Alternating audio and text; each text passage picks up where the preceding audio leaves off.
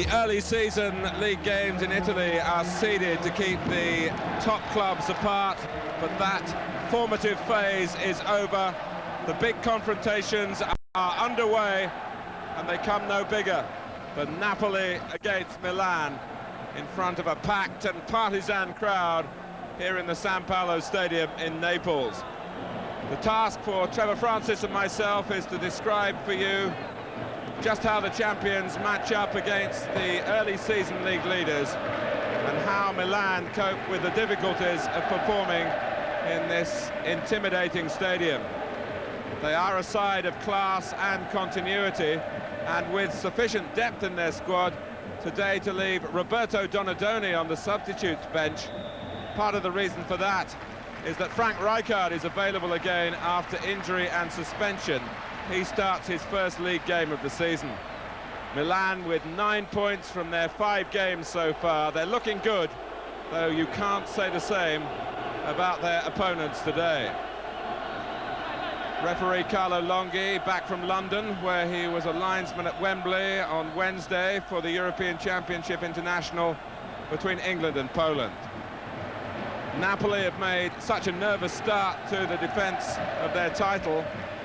They've also had to wait for Diego Maradona's latest jaunt to Argentina to finish. The captain very much a law unto himself, but he's back, he's playing of course. And at least their selection worries have been kept to a minimum, although 2 experienced defenders are still on the sidelines, Renica and Corradini.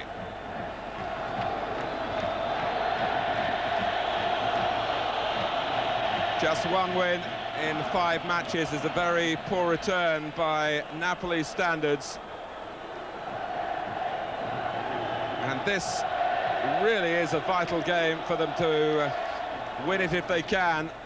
If they were to lose, the gap between the 2 clubs would be an astonishing 7 points. Marco van Basten going in strongly. Maybe an early indication here of Milan's sense of purpose. It's their throw. Ivani to take it. Paolo Maldini, who was doubtful during the week, he's been out for a couple of games with injury, and Ivani too was on the treatment table, but they've all come good for a game where they try to test out an old friend, Giovanni Galli.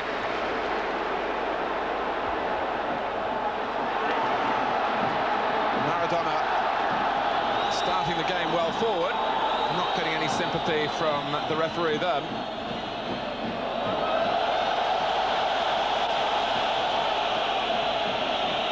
Milan, who've really set a new style over the last 2 or 3 years under Arrigo Sacchi in this pressing type of football, where they adopt maybe more of a Northern European approach. They mark zonally. They work hard in midfield, they deny the opposition space, and it's worked really brilliantly for them. But it hurt so much when they fell away at the end of the last season, when the Italian league title seemed there for the taking at the expense of Napoli. Gaudenzi, one of the newcomers this season, getting in across. And I'm sure Giovanni Galli aware of the extra spotlight on his performance today, and glad to have had a couple of touches of the ball most confidently in the opening 2 minutes.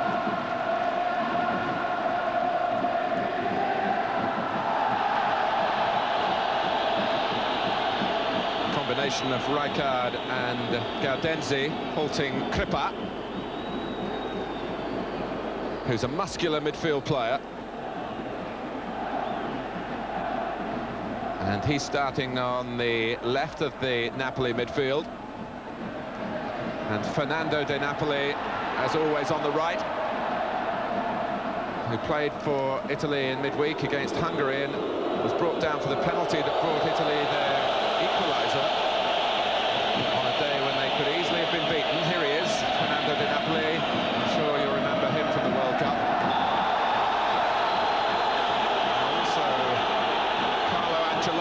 Who's a pretty tough character, and is responsible for the distress felt by Alamau at the moment. Well, that's a typical Ancelotti tackle there. He certainly doesn't hold back, and I think that Milan in these early moments have shown their intentions. They've not come here to be intimidated. They've certainly taken the game the opening minutes to Napoli, and I would think that Napoli aren't exactly oozing with confidence, and Milan are going to play on this. Maradona's free kick. Rijkaard helping back in his own penalty area. This is Incocciati. It's a useful ball in, that Costa Curta was able to just about cope with at the near post.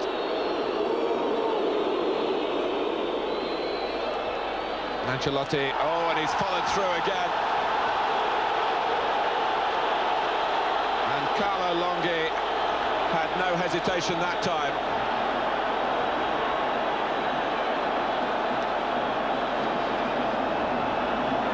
Well, Ancelotti has had a distinguished career in Italy. He's now retired from the international scene, but he has been hurt a few times himself. He's had a broken leg. And you just sense there's always an air of, well, I'll get the first blow in about his present-day play. Rijkaard.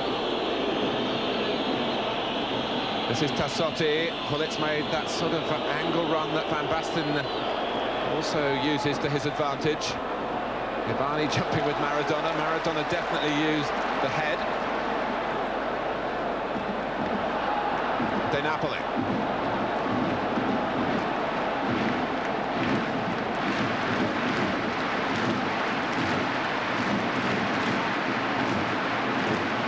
Napoli again to Incocciati, who had 6 seasons with Milan at a time where they actually had a spell in the second division. Baresi against Carreca. Casali couldn't prevent the corner.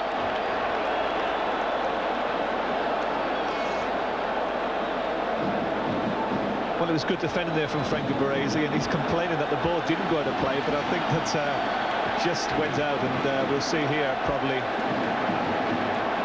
Well, we can't see, but I think that the referee was correct on this instance. A corner to be lined up by Maradona. Andrea Pasali, who's been battling against a twisted knee to be fit for this game. Oh, and that's Incocciati.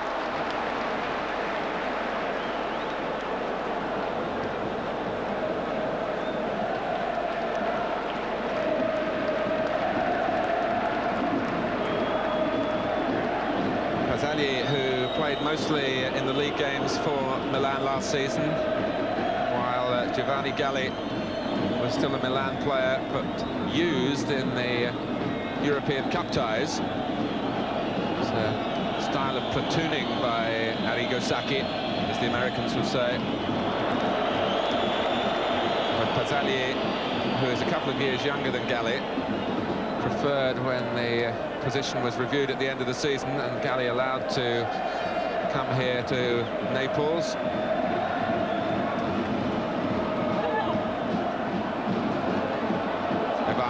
Who's one of the real unsung heroes of Milan, up and down the left-hand side. But there's that type of frustration to contend with. Visitors to the San Paolo Stadium usually feel they don't get much that goes their way. No, and Arrigo Sacchi was probably right there. The ball didn't, the whole of the ball didn't go out of play there, and I think on that instance the linesman wasn't correct. Ancelotti inviting Gullit to chase. Ferrara picking up through Gullit. Here's Tassotti. Oh, and Rijkaard, who is so good in the air and also so well aware of how to time his runs into the penalty area. Yes, there's a lovely bit of individual skill by Tassotti, getting the ball onto his left foot, and there's a good cross to the back post, and the marking by the Napoli defence left a lot to be desired. Rijkaard stole in and almost gave Milan the lead. Great save by Galli. Oh, and maybe Gullit and Van Basten got in each other's way then. But Giovanni Galli one up to him, really. It was a significant save.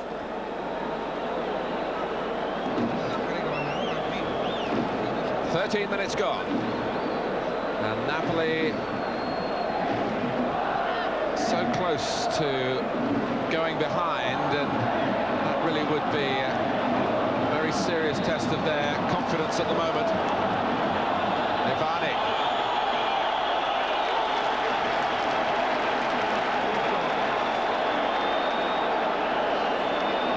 Well, the inquests are coming from the Napoli bench at the moment.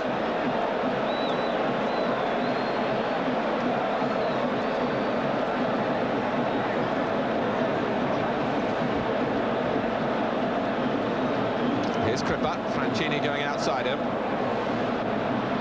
Gaudenzi, who was signed from Verona. He actually played in the Verona side that caused so many problems to Milan in that game at the end of last season. Incocciati. Maradona improvised to get in a shot that didn't trouble Casali. But there's a lovely open air about this game.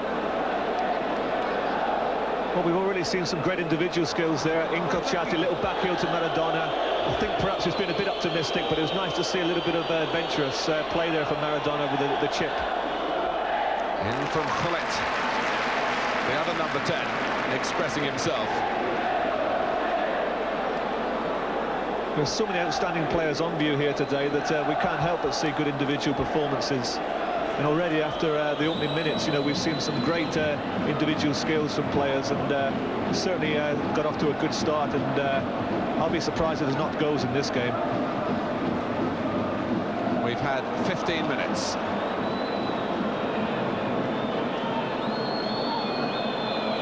Milan have scored just 7 times in getting 9 points from their 5 games. Their margins of victory have been fairly narrow on the scoreline.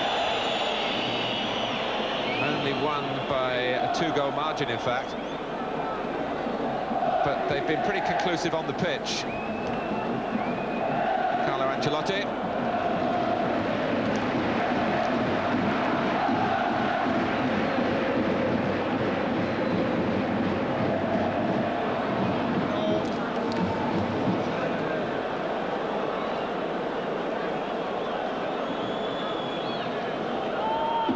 Napoli, for their part, have conceded just 5 goals in 5 games, but by having a poor production up front, just 4 points, and that really represents gross failure by their standards.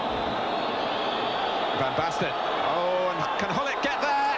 Oh, he's waited so long for a goal through his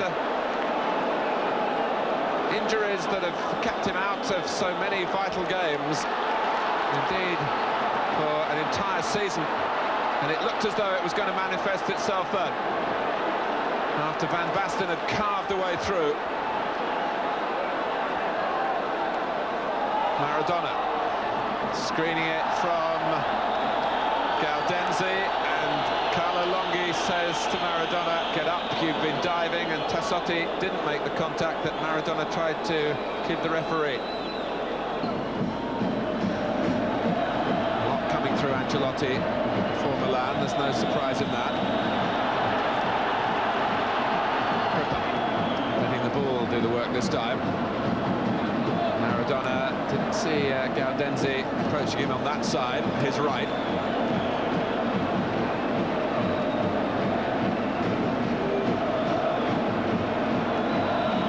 The feeling is that part of the time Maradona spent recently in Argentina was to discuss what exactly his role should be with the national team. Indeed, how long he should continue playing. I think it's a fairly open secret here that he doesn't particularly want to fulfill his contract with Napoli, which runs until 1993.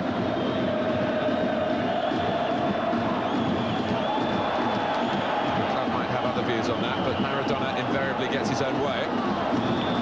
Well, I've read that Maradona was interested in going to play in America, and the following day I read he was interested in an offer from Japan. And of course, it keeps being mentioned about him going to Marseille, so he won't be exactly short of offers, will he? Well, here is the tall and long-haired Andrea Silenzi, and it's Carreca who has clearly picked up an injury, or maybe aggravated one that he came into the game with that we weren't aware of, and that really is a disappointment for the home supporters. With only 28 minutes gone, Carreca is off. Silenzi, the top scorer in the second division last season with 23 goals. He's found it a big step into Serie A. And it's a looping header from Gullit that needed saving.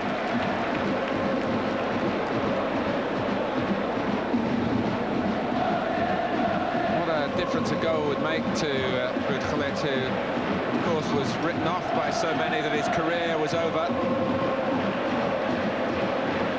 Re-emerged for the World Cup and has been a regular for Milan this season. Ebani.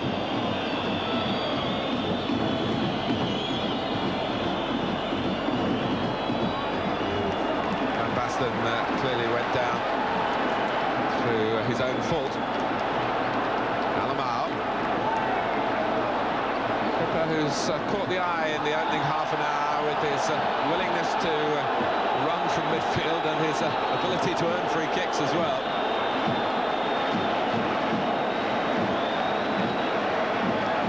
Massimo Crippa just failed to make Italy's 22 for the World Cup finals. He was very much in contention for a place.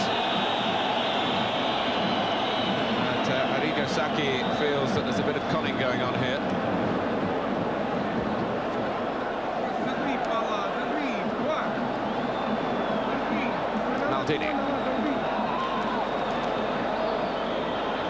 That was beautifully played, and Ebani wasn't up to it for once. It was a shame for Milan.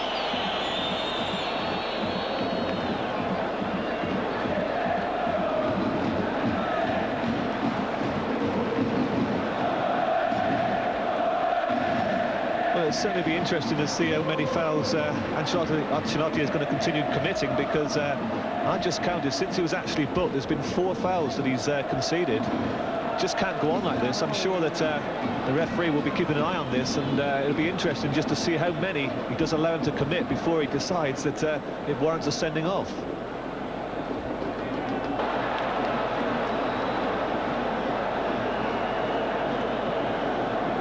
Mauro Tassotti in his 11th season with Milan.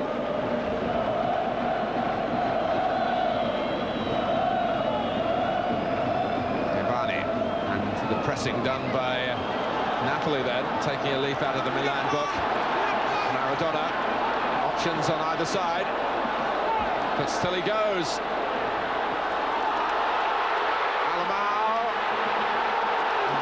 Surely not going to get a penalty for that. But Milan were concerned as that South American combination came at them then. And that was much more authentic from Maradona.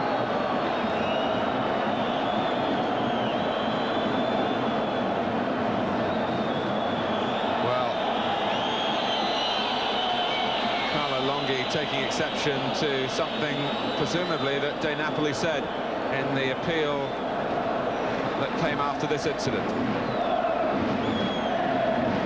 Well, it has to be said, it's probably Napoli's only chance, and therefore their best chance. The ball fell to Alameo, and I felt that the space was on the outside of Costa Curta, and he turned back inside to him and lost his opportunity there of shooting. Clearly not a penalty. Half that started with a lot of verve and the potential of goals, but things tightened up as the game progressed. But Arrigo Sacchi's team came closest, really. Frank Rijkaard back in the picture again after suspension and injury, with a very solid header and a save that Giovanni Galli, the former Milan goalkeeper, will treasure in keeping it at Napoli 0, Milan 0 at half-time.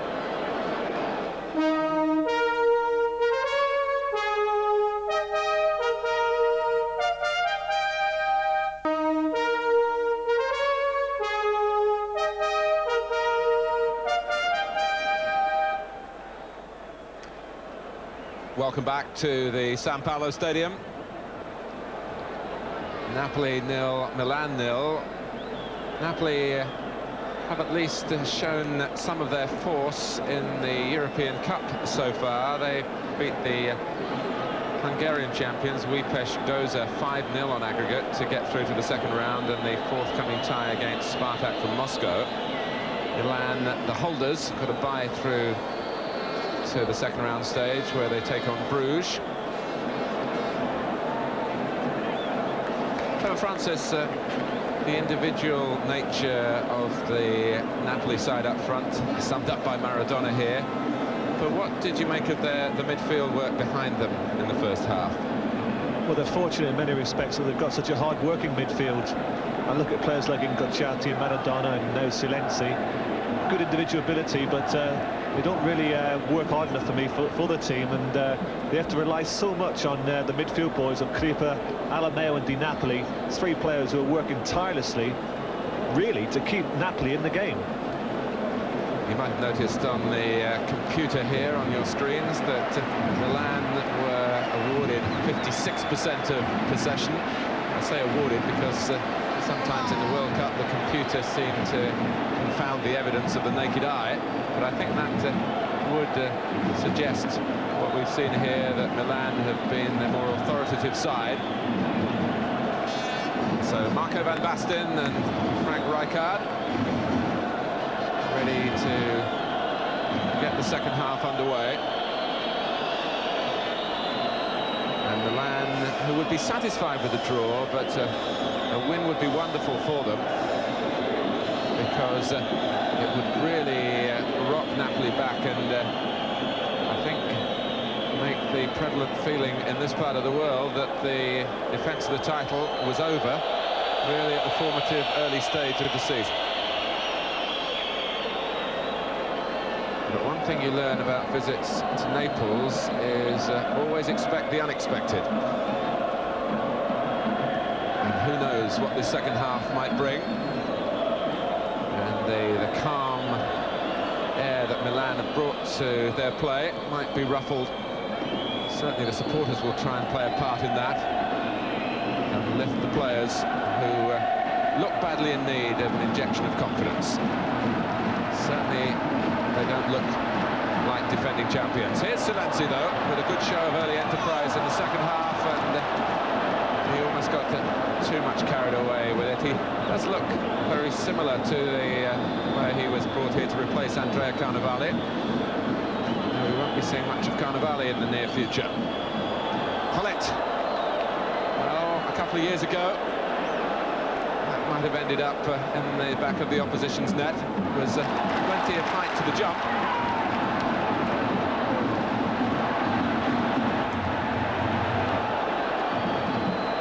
One other factor, of course, that we haven't mentioned is this is an unhappy ground, or a ground with an unhappy memory for Donadoni. It was here that he missed the penalty, a crucial one in the shootout against Argentina, or had it saved. And possibly there might be some inhibitions in his performance because of that. Nothing inhibited there. What a great run, and a driven cross that suddenly had Galli, well, really torpedoing himself towards the ball. That was a marvellous bit of play there by Van Basten, using his strength, getting to the byline and hitting a wicked cross into the centre of the goal. And I would think that Van Basten, well, it certainly took him by surprise, because he should have been across the front of that goal, where looking to score with a header. Yes, Hullet's cross, and Van Basten not really anticipating the venom in it. Rijkaard. Brought out by Maradona. He was fouled by Gaudenzi, but Kripa allowed to go on quite rightly by the referee against Baresi.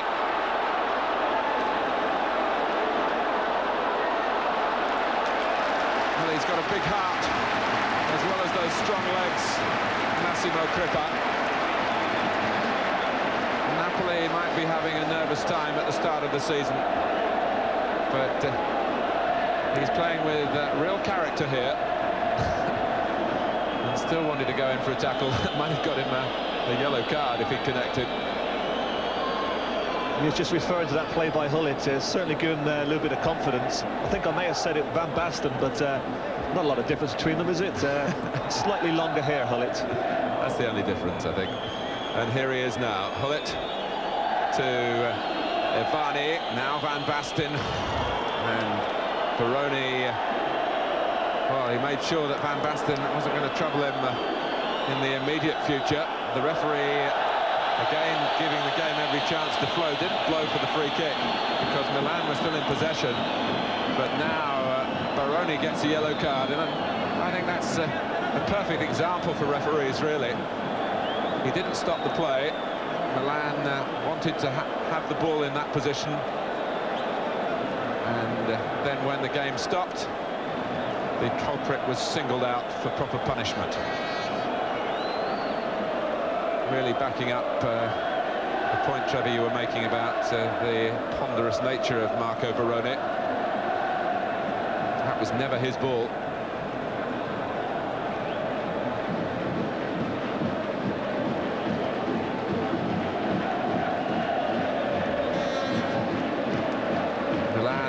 Who I think have the biggest first-team squad in the Italian First Division, and some outstanding players on the sidelines. Massaro, who was in the championship winning side in 1988.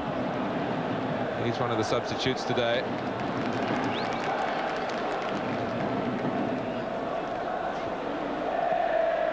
Gaudenzi. Well, it came a bit high for Hullet, but his touch was good, and it's almost as if that cross has lifted his spirits. Maldini.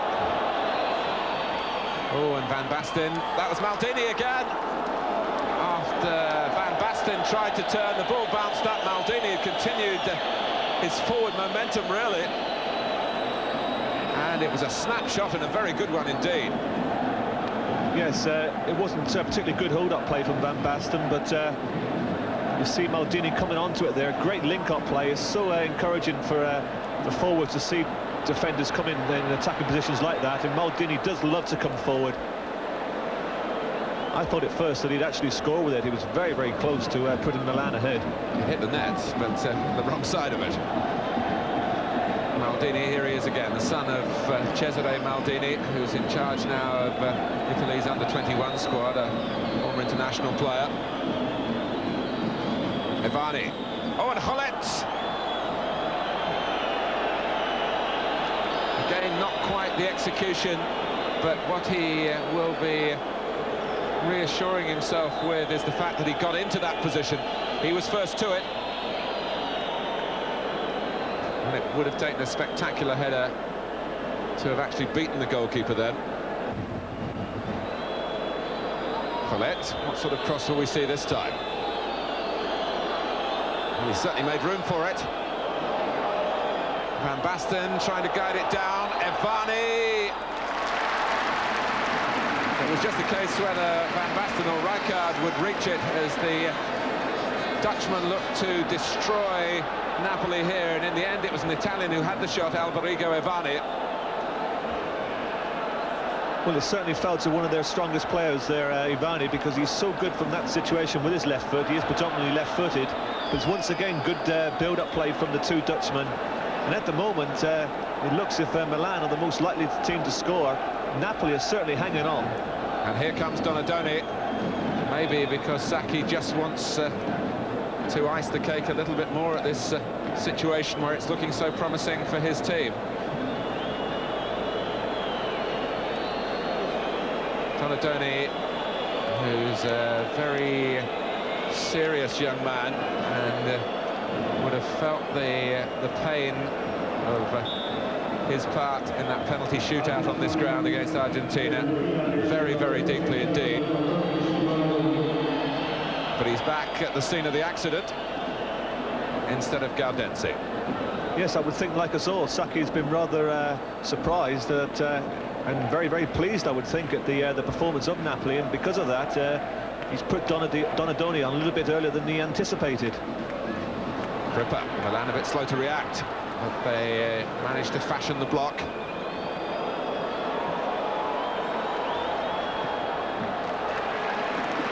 Well, you'd think that Milan were the home team, the way the game has gone so far. Napoli, of course, have been beaten here this season. They went through their championship season without a defeat on their own ground. But they lost to Cagliari, which is certainly the upset of this new season. Just eased past Pisa with a late goal, 2-1 in their only other home game. Still 0-0 here. Milan making the running. Baresi. Venturin saw that coming and made it his. He was trying to get Silenzi away down the right. Van Basten dropping deep. Pullitz ahead of him. Rijkaard behind him.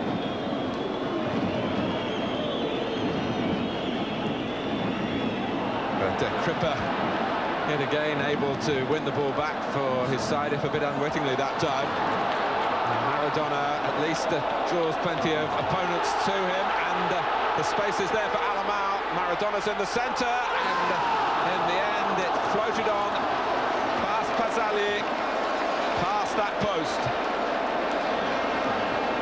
Just when you are about to write Napoli off. Well, Alamao knocks the ball there to the back post, looking for a colleague coming in, but there's no one there, and I thought that the way Maradona suggested that the ball might have actually touched the upright, but I think, as we saw there, it just went past. That's the closest I would think that Napoli have been to scoring. Here's Tassotti with the cross. Mind you, it won't be a very quiet week here with the European Cup second round coming up, but they won't want to go into that to follow your drift, Trevor, with a defeat. But it might be a win they're thinking of here, and look where Pazzali's gone. Alamao! It's the outside of the goal. And he was really given the chance then. Galli will be upset first of all that his team haven't taken the lead, but goalkeeper to goalkeeper. He might have a word with Pazzalier after the game about this.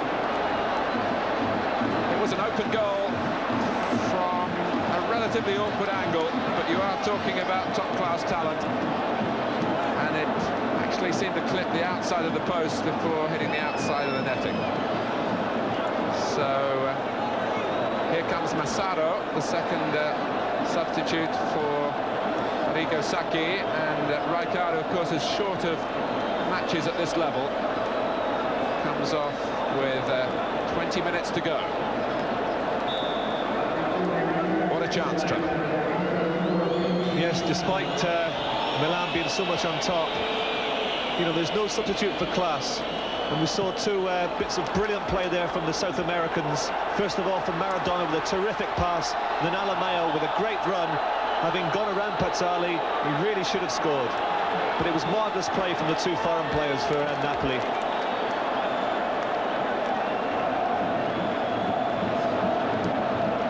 And it's put some new heart back into the home side. Certainly the supporters who are starting to reflect the rather downcast air on the pitch. Alamao again.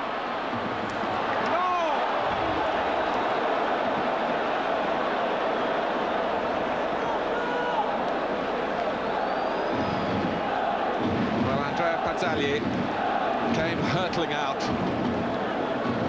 and certainly made up Alamao's mind for him.